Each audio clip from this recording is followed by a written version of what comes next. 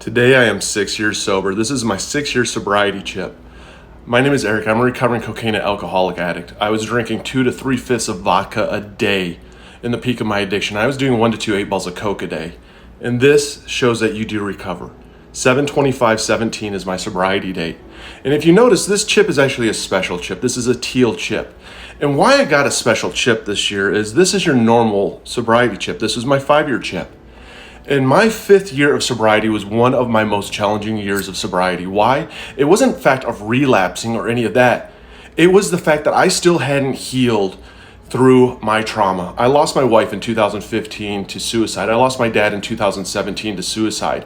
After 2015 losing my wife, I self-medicated with alcohol and cocaine. I hid my feelings. I hid my abandonment trauma. I hid the loss that I went through under that. And I felt that it made me stronger. And I never fully healed inside. And yeah, I was sober, but I was sober still being little aspects of what an addict is. And that is looking for that validation, protecting our trauma, all of the negative things sometimes that still last in being sober when you've lost so much trauma and you haven't been able to heal through it. And when I got my 5th year sobriety chip, I broke down in the meeting. And I said, you know what, I'm 5 years sober, but I'm losing everything still, and it's not getting better. And I asked for help. And that's when I got back into therapy. I had lost my wife. We had separated at the time. My wife stuck by me though, and she helped me, and she grew along beside me. And that is the miracle of sobriety.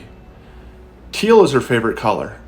And that's why this chip is teal, because it's special, because this year I finally went to therapy and addressed my trauma. I finally started to heal through my trauma. And I started to leave behind the little last remnants of what addiction is. And I will always be an addict, and I will always be an addict in recovery, and those will always be there. But thankfully, we don't have to be a prisoner to them. I'm diagnosed with ADHD, PTSD, GAD, MDD. Those are my official diagnoses. I have level 1 autism. I have self-harm scars. I've taken medication everywhere from Xanax to Ritalin to Adderall to Wellbutrin to Zoloft.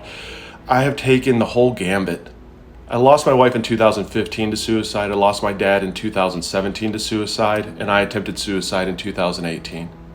And I am still standing.